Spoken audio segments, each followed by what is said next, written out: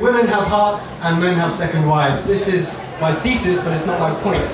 Before I make my point, I must first prove my thesis, and to do this, I'm going to reference collocation and frequency information. Let's first look at some gender words: man, woman, wife, and husband.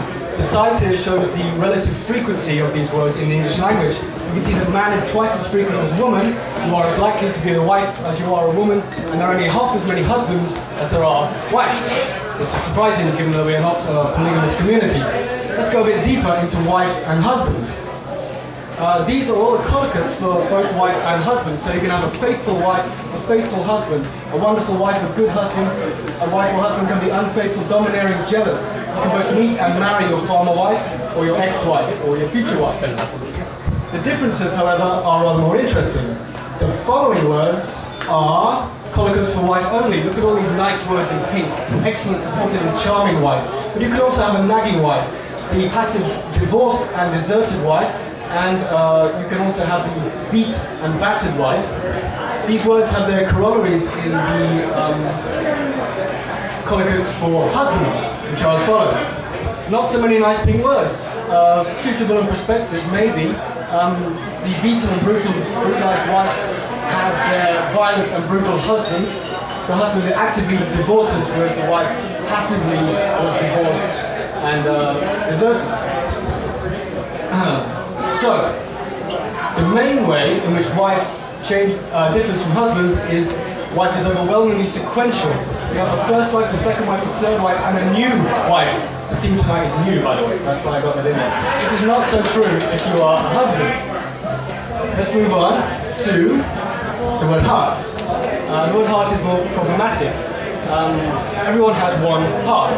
If you have two, you're Doctor Who. If you have none, you're dead. The mean mode and median number of hearts you have is 1. So how can women have hearts and men not?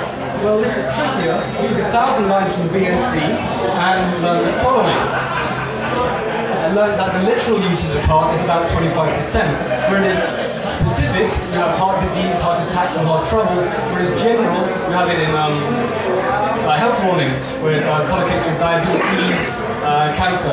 The heart is not the muscle that pumps blood around your body, the heart is the thing in your body that causes you problems and kills you. However, they are overwhelmingly figurative.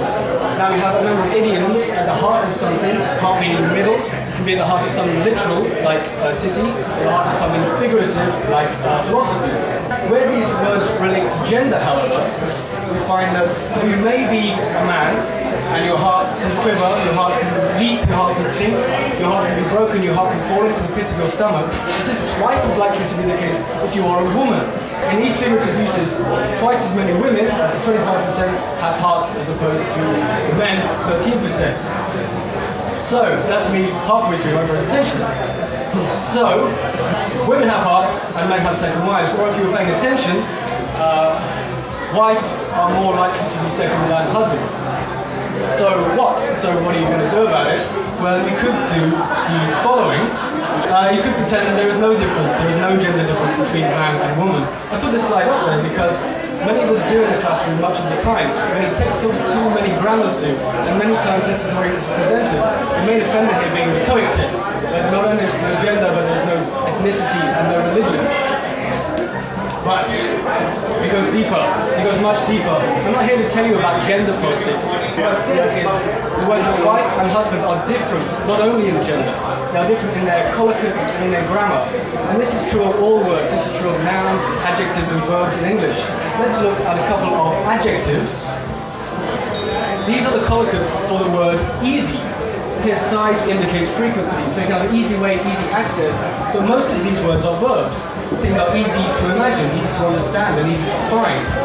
These are the top 12 collocates of easy. If you look at the top 12 collocates of difficult, you'll find a very similar story.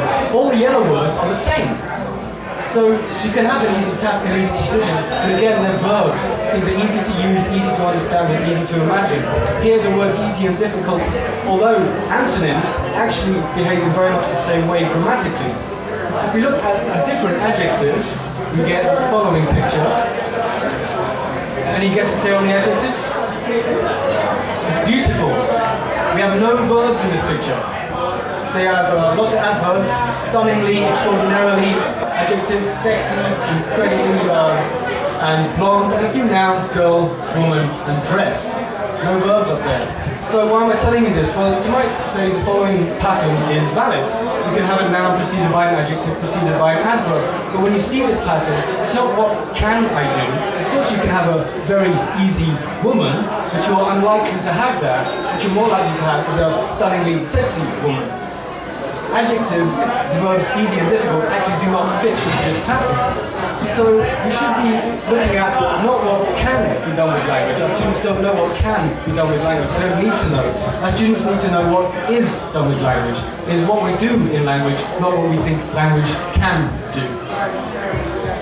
So we come to my second so, and I'm on the home stretch. So women have hearts and men have second wives. Hopefully I've shown you that semantics and grammar are intertwined. So what are you going to do about it? What are you going to do? Well, hopefully the next time you have some vocabulary to teach, before you go into class, you're going to Google the following sites. BNC will get you the British National Corpus, where I got my information on heart. Collocations Dictionary will get you just that, where I got my information on the adjectives. And Coco will get you the American one, whose name I can't remember at the moment, where I got my information on wife and husband. It's all free, it's all easy to use, it will change the way you think about language and possibly the way you teach. Thank you very much.